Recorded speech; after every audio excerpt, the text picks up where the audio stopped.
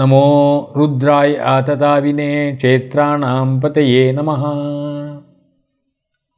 ருத்ராய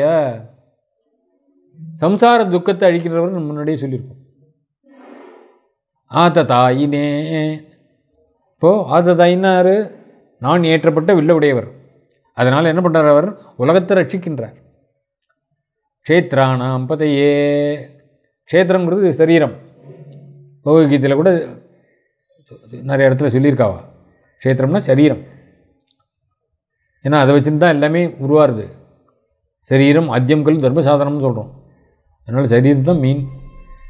அப்படிப்பட்ட அந்த சரீரத்துக்கு பதியாக இருக்கிறவர் க்ஷேத்ராணாம் பதயே நமஹ. அது மாதிரி புண்ணிய க்ஷேத்திரங்கள், இது இன்னும் ஒரு அர்த்தம். க்ஷேத்திரம்னு சொன்னால் எல்லாருமே சாதாரணமாக புரியும். இது க்ஷேத்திரம், இது அத்தியாசி, காளிதாஸ் சொல்கிறார், இது அத்தியாசிதம் அர்ஹத்பிஹி தத்தி தீர்த்தம் பிரத்யட்சத்தே. அதுதான் அந்த தீர்த்தம் தான் க்ஷேத்திரம்னு சொல்கிறோம். அதனால் எந்த இடத்துல பெரிய பெரிய மனுஷாள் மகான்கள்லாம் இருக்காளோ அந்த இடத்துக்கு க்ஷேத்திரம்னு பேர். அதேமாதிரி இந்த தேவதைகள்லாம் எந்த இடத்துல அதிகமாக உபாசிக்கப்பட்டு கோயில் குளங்கள்லாம் இருக்கோ அந்த இடத்துக்கு க்ஷேத்திரம்னு பேர். அப்படிப்பட்ட க்ஷேத்திரங்களுக்கெல்லாம் பதியாக இருக்கிறவர் அப்படின்னும் பதில் சொல்லலாம், பொருள் கொள்ளலாம் அப்படின்னு சில பேருடைய அபிப்பிராயம். அடுத்த மந்திரம், நமசூதாய அகந்தியாய வனானாம் பதயே நமஹ.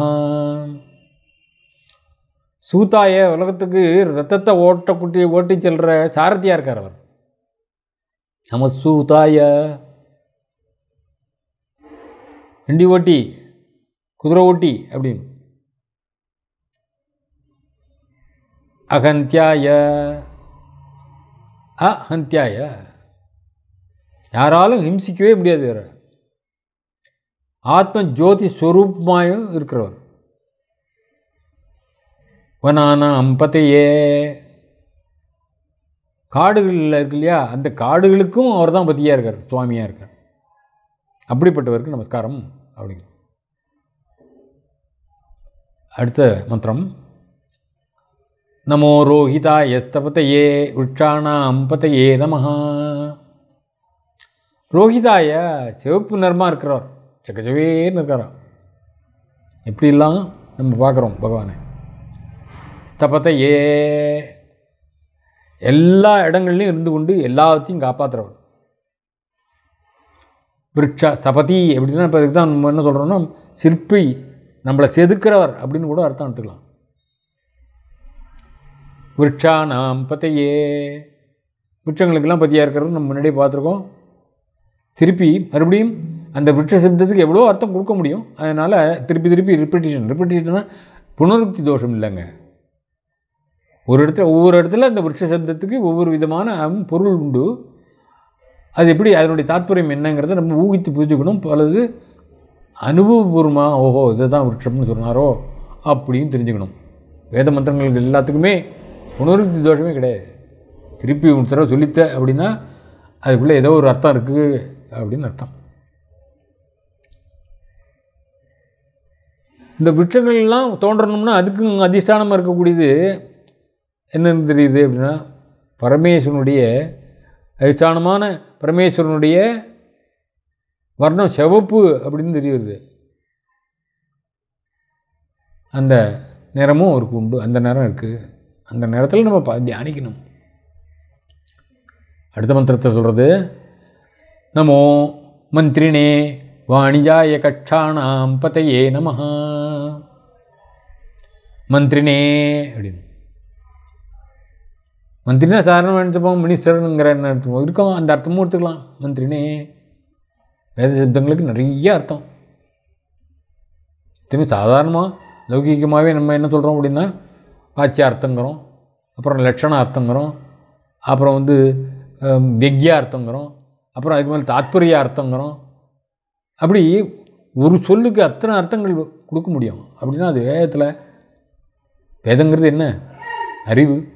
அந்த அறிவுபூர்வமாக சொல்லப்பட்ட சொற்களில், அது பகவானால் சொல்லப்பட்ட சொற்களில் எவ்வளோ பொருள் இருக்கும், அது அனுபவபூர்வமாக தான் புரிஞ்சுக்க முடியும். அதனால் மந்திரினேன்னார். மந்திரினே அப்படின்னா இத்தனைக்கும் ஒரு பதியாக இருக்காருங்கிறார். மந்திரங்களுக்கெல்லாம் பதி. மந்திரங்களுக்கெல்லாம் என்ன அர்த்தம்னா ஒன்று சொல்லியிருக்கு, மகாமந்திரங்கள் அப்படின்னு உண்டு. அப்படிப்பட்ட மகாமந்திரங்கள் 7 கோடி உண்டாம். 7 கோடி மகாமந்திரங்கள் இருக்கு. அதேமாதிரி ரகசியமான உபனிஷத்துக்கள் உண்டு. உபனிஷத்து சாதாரணமாக புரிஞ்சுக்கிறதுங்கிறது இருக்கும். ரகசிய ரகசியார்த்தங்கள் அதை வார்த்தையினாலேயோ வார்த்தையினால் வர்ணிக்க முடியாது, மனசால் எண்ணி பார்க்க முடியாது. அது குரு உபதேசத்தில் இது அப்படின்னு புரிஞ்சுக்கணும். அப்படிப்பட்ட உபனிஷத்துக்கள் உண்டு, ரகசியமான உபனிஷத்துக்கள். இதுக்கு எல்லாத்துக்கும் பத்தியாக இருக்கிறவர், சுவாமியாக இருக்கிறவர்.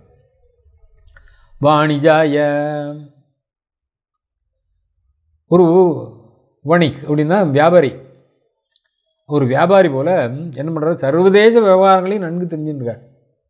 ஒரு வியாபாரின்னா எல்லா தேசத்தினுடைய விவகாரங்கள், வியாபார நுணுக்கங்கள் எல்லாம் தெரிஞ்சுட்டுருக்கவர். அதேமாதிரி அவருக்கும் தெரியும். கட்சானாம் பதையே அப்படின்னார். கட்சாங்கிறது என்னென்னா மலை, நதி, காடு, புதர், இதெல்லாம் கட்சா அப்படிங்கிற சப்தத்தினால வரையும். அது சட்டுன்னு ஒரு இடத்துல போய் எளிதாக பிரவேசம் பண்ணிட முடியாது இதுக்குள்ளே, அப்படிப்பட்ட காடுகளில். அதுக்கெல்லாம் கூட பரமேஸ்வரன் பதி. எல்லாம் அண்டர் இஸ் கண்ட்ரோல். அவரால் தானே இப்படிலாம் வந்திருக்கு அப்படின்னு. இப்போ கட்சானாம்னு ஒரு வார்த்தையை போட்டால் அதுக்கு தர்மாதர்ம ரகசியங்கள், ரொம்ப நுணுக்கமான விஷயம் அப்படின்னு நம்ம சொல்கிறோமே. அது அவ்வளோ ஈஸியாக புரிஞ்சுக்கிறது இல்லையே, புரிஞ்சிக்க முடியாதுன்னு சொல்கிறோமே. அது தர்மங்கள், அதர்மங்கள், இந்த மாதிரி ரகசியங்கள்லாம் இருக்கு இல்லையா, அதுக்கும் அவர் தான் பதி. கட்சானாங்கிற சப்தத்தினால. பாஷைகள், கஷ்டமான பாஷை, யாரோ என்னமோ பேசின்னு போயின்னு இருக்கா, எல்லாமே புரியாது நமக்கு. ஒரு பாஷையை நம்ம கற்றுக்கலைன்னா அந்த பாஷை நமக்கு எப்படி புரியும்? அப்படி புரியலைன்னா அதில் என்ன சொல்லப்பட்டதுன்னு யாருக்கு தெரியும்? தெரியாது. ஆனால் அந்த பாஷை புரியாத பாஷை, உனக்கு புரியாத பாஷையாக இருந்தாலும் எல்லா பாஷையும் அறிந்த அந்த பரமசிவனுக்கு தெரியுமே. அதனால் பாஷானாம் பதையேங்கிறது போல கட்சானாம் பதையே நம. அது மாத்திரம் இல்லை, நமக்கு தெரியாத எத்தனையோ இடங்கள் இருக்குது. இப்போது பூலோகத்திலேயே பல இடங்கள், தீவுகள் எல்லாம் இருக்குது. மனிதனே நுழைய முடியாத இடங்கள்லாம் கூட இருக்குது. அப்படிப்பட்ட இடங்களுக்கெல்லாமே அவர் தானே தலைவர் அப்படின்னு சொன்னார். அப்படிப்பட்ட தலைவனாக இருக்கக்கூடிய இந்த பரமேஸ்வரனே உனக்கு நமஸ்காரம் அப்படி. அடுத்த மந்திரத்தில் நமோ புவந்தையே வாரிவஸ்கிருதாய் ஔஷதீனாம் பதையே நமஹ அப்படின்னு.